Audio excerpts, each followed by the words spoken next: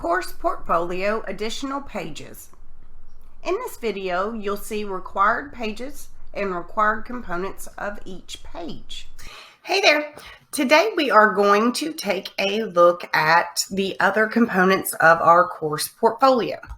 So I'm going to quickly run through each of these, but please make sure that you check the course portfolio scoring checklist. It can be found in the course portfolio tab where this video is, and make sure you have all those components in there. So on your home page, you're supposed to have a statement of purpose. Tell me why you've made this website. And as you see here, I put that it is a collection of work. It's an example for my students, but for you, you will put something similar to this portfolio was created to showcase my work in teacher education or in EDCI 210. The second page is where your user can get to know you a little. So give us a little bit of information about your background. Make sure you include 3 pictures and a brief overview of yourself. So right here, oh, you can't see. Right here, I say I was born on Barksdale in Bossier. I was raised on Elmendorf in Alaska, and I graduated from Ruston High School. And up here, I'll tell you my name and what I do. So feel free to put anything you'd like to. That is your informal introduction to yourself. And then next is your personal information. And here you need to make sure you include 4 to 5 sentences that showcase your preparation thus far in your program.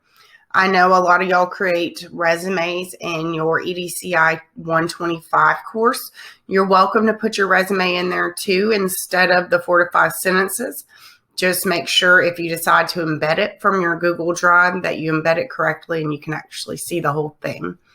But it should include 4 to 5 sentences about your preparation and highlight yourself as a professional. The next tab is your career goals. This is where you give me a paragraph and tell me where you want to go and what you want to do when you graduate. This could include something like graduate coursework, your aspirations in your career, anything like that. Future certifications maybe. So right here, I give a paragraph about where I want to go in my career, and then I outline at least 3 specific career goals. So this gives the viewer some information about where you're heading in the future. Your professional information is what you've done thus far. Your career goals is information about your future as an educator.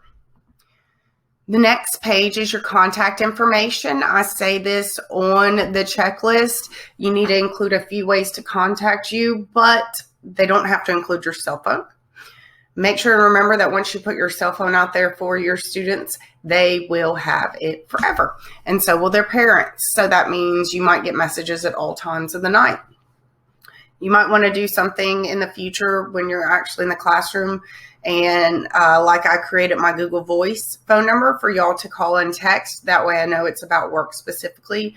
Or you can use a messaging app like Remind to help your parents be able and students be able to contact you.